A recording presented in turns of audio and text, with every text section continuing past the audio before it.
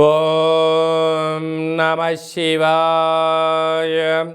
ఓం నమో నారాయణాయ. ఓం శ్రీ స్వర్ణాకర్షణ కాల భైరవాయ నమో నమః.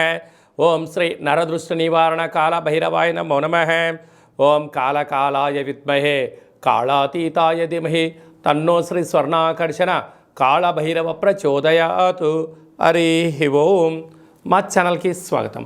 చూస్తున్న వీక్షకులకు, ప్రేక్షకులకు, ప్రియ కాళభైరవ భగవద్బంధులకి స్వాగతం పలుకుతూ మమ్మల్ని ఎంతగానో ఆదరిస్తూ ఉండబడినటువంటి ప్రియ సోదరీమణులకు, జ్యోతిష్య అభిమానులకు, సనాతన ధర్మ సంరక్షకులకు అందరికీ కూడా హోళికా పూర్ణిమ శుభాకాంక్షలు.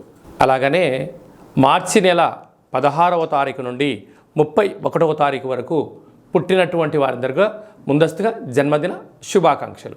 గతంలో వివాహం చేసుకున్న వారికి వివాహ వార్షికోత్సవ శుభాకాంక్షలు. 16/3/2024 నుండి 31/3/2024 వరకు ద్వాదశ రాశుల్లో గ్రహ గమనాన్ని ఒకసారి వీక్షింపచేద్దాం.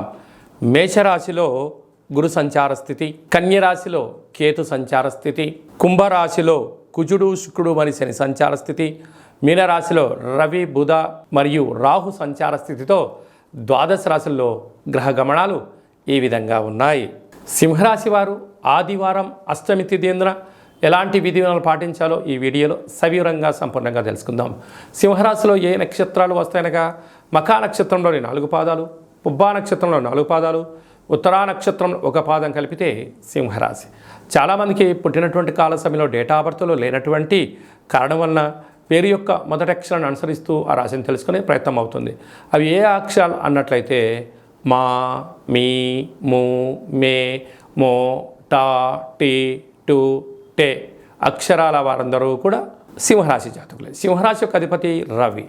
ఆదివారం రోజు అష్టమి రావడం, అదే కాకుండా వీరి యొక్క జాతక ప్రకారంగా 2వ స్థానంలో కేతు, 7వ స్థానంలో శని, 7వ స్థానంలో శుక్రుడు, 7వ స్థానంలో కుజుడు సంచారం చేయడం వలన కుజదోష ప్రభావం కారణము.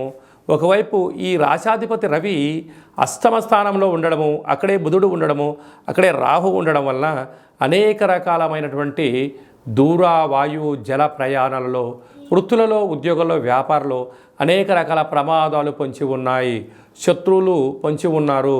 ఇలాంటి కాల సమయంలో చెక్కులపైన సంతకం పెట్టి ఇవ్వడం కానీ, బినామీగా వ్యవహరించడం కానీ, సలహాలు ఇవ్వడం కానీ, సూచనలు ఇవ్వడం కానీ, మీ జన్మ నక్షత్రం రోజున అష్టమి పూర్ణిమ తిథి యందున మీరు మౌనంగా ఉండడం వలన దూరావాయు జల ప్రయాణాలు ఆటంకాలు తొలగిపోయి మీరు అనుకుంటున్న అన్నింటి విజయం సాధించడానికి అవకాశం ఉంటుంది.